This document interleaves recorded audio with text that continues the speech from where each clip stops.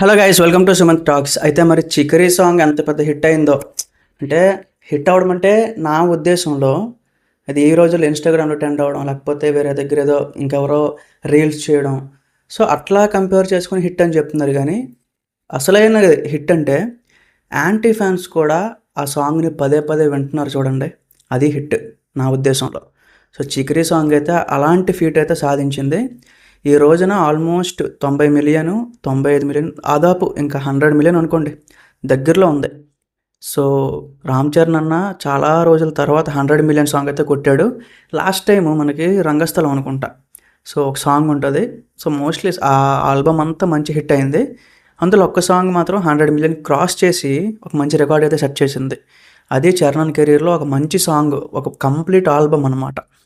అలాంటి ఆల్బము, అలాంటి సాంగ్స్ మళ్ళీ మనకి పెద్దతో రిపీట్ అవ్వడం, అది కూడా మనకు ఒక legendary music director AR Rahman garu దానికి ఇవ్వడం.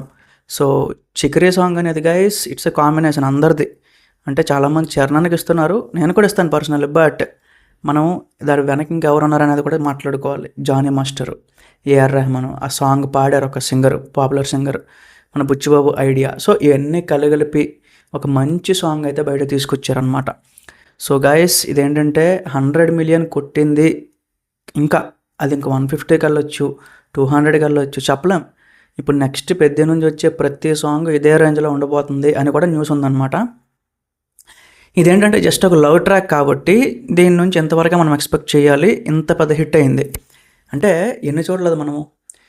సేమ్ కాన్సెప్ట్, అంటే ఒక హీరో లవ్ చేస్తాడు కానీ అమ్మాయికి తెలియదు. సో హీరో పొగుడుతూనే ఉంటాడు, అమ్మాయికి తెలియదు. చాలా కాన్సెప్ట్లు వచ్చాయి. అప్పుడెప్పుడో ఆర్య సినిమా నుంచి వచ్చినాయి మనకి ఇలాంటి కాన్సెప్ట్లు. స్టిల్ అలాంటి కాన్సెప్ట్తో మళ్ళీ తీసి మళ్ళీ ఫ్రెష్గా చూపించడం చాలా బాగుంది. నెక్స్ట్ వచ్చేసి పెద్ద టైటిల్ సాంగ్ అయితే మనకి రిలీజ్ చేస్తారు గైస్. పెద్ద టైటిల్ సాంగ్. సో మనకి జస్ట్ టీజర్లో ఏదైతే మస్సా మస్సా అని చెప్పి ఒక బీజిఎం వచ్చింది కదా, సో కంప్లీట్ సాంగ్ అయితే ఉంటుంది అనమాట. అది ఇంకా చాలా అంటే ఇంకా రస్టిక్గా ఉంటుంది అనమాట. ఫిక్స్ అయిపోండి. చరణ్ అన్న ఇందులో డ్యాన్స్ స్టెప్లు అవేం కాదు, ఇది జస్ట్ ఒక టైటిల్ రివీల్ లాగా, ఒక టైటిల్ని మనకు ఇంట్రడ్యూస్ చేసేలాగా ఉంటుంది సాంగ్.